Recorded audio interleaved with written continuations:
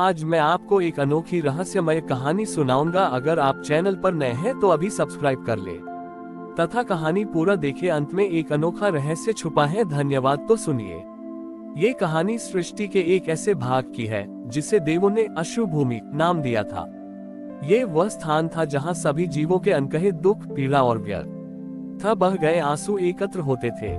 ये दुख इतना घना था कि इसने वहां एक विशाल, काला और दुर्गंधयुक्त अश्रुगंगा नामक सरोवर बना दिया था। इस सरोवर के पास रहने वाले ऋषि, मुनि और सामान्य जन हमेशा एक गहरे विषाद में डूबे रहते थे। कोई भी प्राणी उस सरोवर को स्पर्श करना तो दूर, उसके पास भी नहीं जाना चाहता था, क्योंकि वह स्थान केवल नकारात्मकता का केंद्र बन गया था। देवताओं ने मिलकर महादेव से प्रार्थना की, हे शंभो, इस सरोवर का भार अब सृष्टि सहन नहीं कर पा रही है। ये दुख का सागर हमें डुबो रहा है, आप ही इसे नष्ट कर दें। महादेव कैलाश पर ध्यान में लीन थे। उन्होंने आंखें खोली और मन स्वर में बोले, जो कुछ भी सृजित हुआ है उसे नष्ट करना समाधान नहीं है। ये आंसू केवल दुख नहीं बल्कि असीम प्रेम और संघर्ष के प्रतीक हैं जो व्यक्त नहीं हो पाए। महादेव ने अश्रुगंगा सरोवर की ओर प्रस्थान किया। जब महादेव उस काले, दुर्गंधयुक्त सरोवर के किनारे पहुंचे तो उन्होंने देखा कि सरोवर का जल दुख और पीड़ा के कारण उबल रहा था।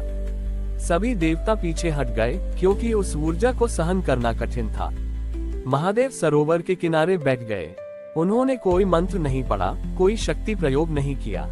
उन्होंने अपने हाथ में अपने परम प्रिय नाग वासुकी को लपेटा और धीरे से वासुकी का फन उस विषैले जल में डुबो दिया। नाग वासुकी के विष का प्रभाव अद्भुत था।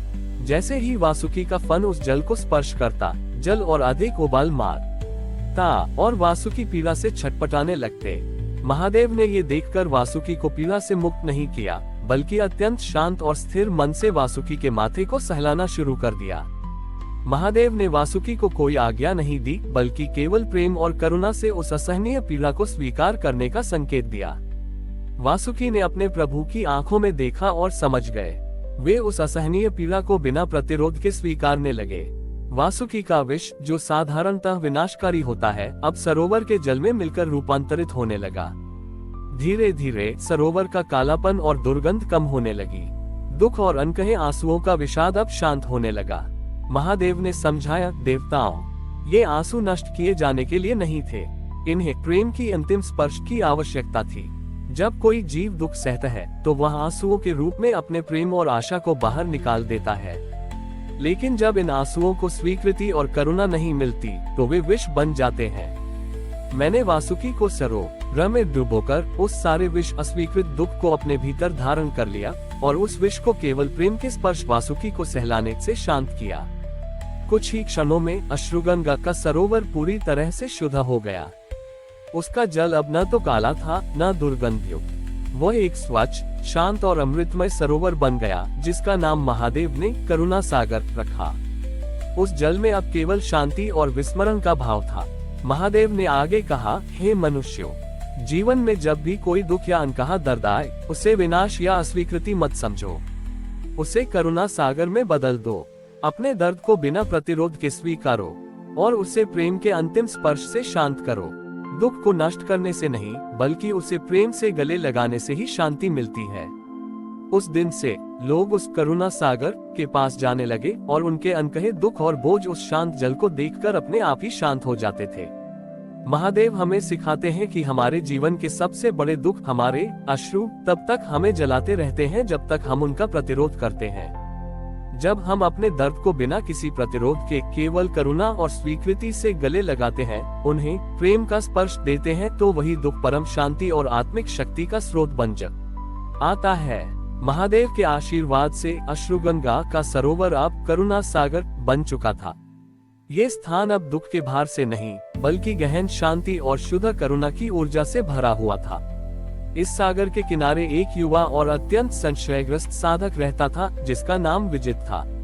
विजित वर्षों से तपस्या कर रहा था, लेकिन वह हमेशा इस बात को लेकर भ्रमित रहता था कि महादेव की भक्ति में बुद्धि बड़ी है या भावना। वह तर्क करता था, यदि मैं ज्ञान से तपस्या करूं तो मैं महादेव को समझ पाऊंगा, यदि मैं भावनाओं से तपस्या करूं तो मैं उनके प्रति पूर्णतः समर्पित नहीं हो पाऊंगा, क्योंकि भावनाएं चंचल होती हैं। विजित ने देखा कि करुणा सागर शांत और निर्मल हो गया है, पर वह जानता था कि इसका जन्म गहरे दुख और विष से हुआ है। उसका संशय और बढ़ गया, क्या दुख और प्रेम मिलकर सच में शाश्वत शांति दे सकते हैं? वह करुणा सागर के किनारे बैठा और महादेव को पुकारा। महादेव प्रकट हुए, उनके माथे पर शांति थी। विजित ने प्रश्न किया, हे प्रभु, मैं वर्षों से तप कर रहा हूँ, पर मैं बुद्धि और भावना के द्वंद्व से मुक्त नहीं हो पाता। मैं पूर्ण समर्पण कैसे करूँ? क्या समर्पण में तर्क को पूरी तरह छोड़ देना चाहिए या भावनाओं को नियंत्रित करना चाहिए? उद्धरण चिन्ह। महादेव ने विजित से कहा, वत्स, समर्पण न तो केवल बुद्धि का कार्य है और न ही केवल भावना का, ये स्वीकार का परिणाम है। महादेव ने विजित को करुणा सागर के जल में देखने को कहा। देखो विजित, इस जल में एक समय सृष्टि का सारा दुख जमा था, जो विष था। मैंने इसे नष्ट नहीं किया। मैंने वासुकी को डुबोकर विष को स्वीकारा और फिर उसे प्रेम के स्पर्श से शांत किया। अब ये जल शांत है। महादेव ने विजित के हाथ में एक छोटा सा मिट्टी का दिया रखा, जिसमें थोड़ी सी घी और एक बाती थी। महादेव बोले, तुम्हारा जीवन ये दिया है। तुम्हारी बुद्धि इस दिए में भरी हुई घी है, ठोस, उपयोगी और मापनीय। तुम्हारी भावना इस दिए की बाती है, नाजुक, चंचल और जलने के लिए उत्सुक। लेकिन विजित, तुम चाहे जितना भी घी भरो या जितनी भी सुंदर बाती लगाओ, जब तक तुम दिए को समर्पित नहीं करते, यानी जब तक तुम इसे जलाते नहीं, प्रकाशित नहीं करते, तब तक ये केवल एक वस्तु बना रहता है। महादेव ने विजित को निर्देश दिया, इस दिए को जलाओ और करुणा सागर के जल में प्रवाहित कर दो। विजित ने दिए को जलाया और उसे करुणा सागर के शांत जल पर छोड़ दिया। दिया जल पर तैरता रहा। उसकी ज्योति जल की शांति को भंग किए बिना सरोवर के गहरे अंधकार को भेद रही थी। महादेव ने विजित को समझाया, देखो, जब दिया जल पर तैरता है तो वह न तो जल के नियंत्रण में है, न ही जल के प्रतिरोध में। वह जल की सहजता पर भरोसा करता है। वह जानता है कि जल उसे डुबोएगा नहीं, बल्कि सहारा देगा। इसी प्रकार समर्पण वह अवस्था है जहां तुम अपनी बुद्धि, घी और अपनी भावना, बाती को ईश्वर की सहजता, करुणा सागर पर भरोसा करते हुए छोड़ देते हो। तुम तर्क और भावना का द्वंद्व करना छोड़ देते हो और केवल प्रकाशित होने पर ध्यान केंद्रित करते हो। समर्पण न तो बुद्धि को छोड़ने में है, न भावना को। यह उन्हें एक साथ, बिना द्वेष के, ईश्वर पर पूर्ण विश्वास के साथ छोड़ देने में है। ये भरोसा कि तुम्हारी सबसे बड़ी शक्ति है। विजित का संशय उसी क्षण समाप्त हो गया। उसने दिए को जलते हुए देखा और समझा कि पूर्ण समर्पण का अर्थ है अपने पूरे अस्तित्व को प्रभु की असीम करुणा के प्रवाह में विश्वास के साथ छोड़ देना। उस दिन से विजित ने न तो तर्क को नियंत्रित किया, न भावनाओं को। उसने केवल अपने भीतर के समर्पण के दीप को जलाए रखा और जीवन की नदी पर विश्वास के साथ तैरने दिया। महादेव का अंतिम ज्ञान यह है कि समर्पण तर्क और भावना का संघर्ष नहीं है, बल्कि अपने पूरे अस्तित्व को ईश्वर की सहज करुणा पर पूर्ण विश्वास के साथ छोड़ देने का कार्य है। जब हम भरोसा करते हैं तो हमारे भीतर का दीप स्वयं ही जल उठता है।